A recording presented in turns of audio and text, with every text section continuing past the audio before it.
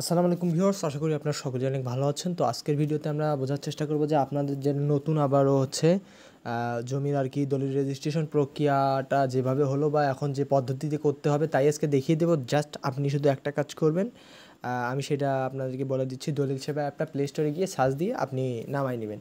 তো আমরা জাস্ট এখান থেকে দলিল সেবা অ্যাপে চলে যাব। এখান থেকে জাস্ট দেখতে পাচ্ছেন অনেকগুলো অপশন চালু হয়েছে। তথ্য সেবায় এসে রেজিস্ট্রেশন প্রক্রিয়া নামে একটা অপশন আছে, এখানে ক্লিক করে দিবেন।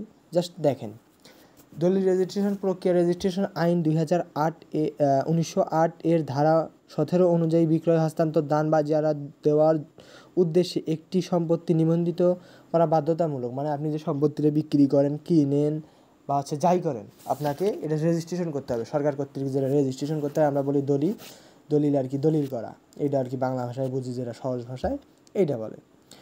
সুরক্ষা নিশ্চিত করে, মানে দলিল করলে আপনার সুরক্ষা নিশ্চিত। আপনি যে একজনের ধরেন, আপনি একজনকে টাকা দিচ্ছেন 10 লাখ যে আমি জমিটা নিব, কিন্তু এখনও আপনি জমিটা দলিল করে নেন নাই। জমিটা কিন্তু এখনও তার থেকে যাবে। যদি এই ভুলটা কেউ করবেন না, টাকা বুঝিয়ে দিবেন সাথ এইরকম নিজের আত্মীয় স্বজনের মানুষ করে, পরে অনেক ভেজাল হয়, এগুলো নিয়ে অনেক বড় বিষয় ক্রিয়েট হয়। তো এগুলো করার চেষ্টা করবেন না, সাবধানতা অবলম্বন করবেন। দলিল রেজিস্ট্রেশন পদ্ধতি, ধাপ ও কার্যক্রম। এক খণ্ড জমি বা একটি দোকান বা ফ্ল্যাট বা প্লট এর নিকট বিক্রয় করেছে, মানে একজন ব্যক্তি আরেকজনের কাছে বিক্রয় করেছে।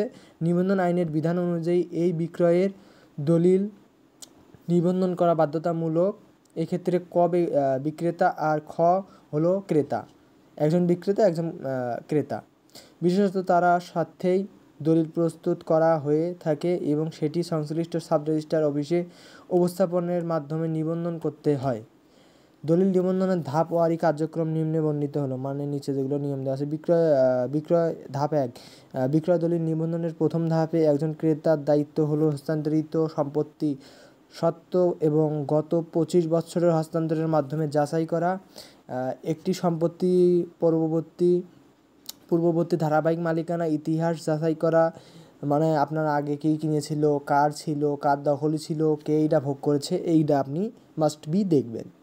জন্য ক্রেতার নিকট থেকে সকল বায়া দলিল ও খতিয়ানের কপি চেয়ে নিতে হবে। তা সংশ্লিষ্ট সাব রেজিস্ট্রার অফিসে এবং খতিয়ান সংশ্লিষ্ট ভূমি অফিস থেকে যাচাই করে নিতে হবে। এই ধাপে তল্লাশকারক দলিল লেখকের সহায়তা নিয়ে উক্ত জমির হস্তান্তর সম্পর্কিত তথ্য সব সাব রেজিস্ট্রারের অফিসে থেকে তল্লাশ করা হবে। সব বিষয়টা আপনার থেকে এটা কন্ট্রোল করা হবে। সাব রেজিস্ট্রার অফিস থেকে দেখা হবে যে আসলে বিষয়টা কী কাজ ছিল, এটা যাচাই করা হবে। তাই আপনার সাবধানতা আপনাকেই অবলম্বন করতে হবে। তাই কোনো সময় এইভাবে কোনো প্রকার এমনিতে হুট করে পদক্ষেপ নিয়ে প্রতারিত হবেন না, তাহলে আপনার জন্যই ভালো। তো আজকের ভিডিওটি ছিল। ভিডিওটি ভালো লাগলে আমাদেরকে কমেন্ট করতে পারেন কী ধরনের ভিডিও চাচ্ছেন, এবং আপনাদের কোনো সমস্যা থাকলে কমেন্ট করতে পারেন। আমরা রিপ্লে বা ওই বিষয়ে একটা ভিডিও বানানোর চেষ্টা করব। আজকে এখানেই বিদায় নিচ্ছি। ততক্ষণ ভালো থাকবেন, সুস্থ থাকবেন। আসসালামু আলাইকুম।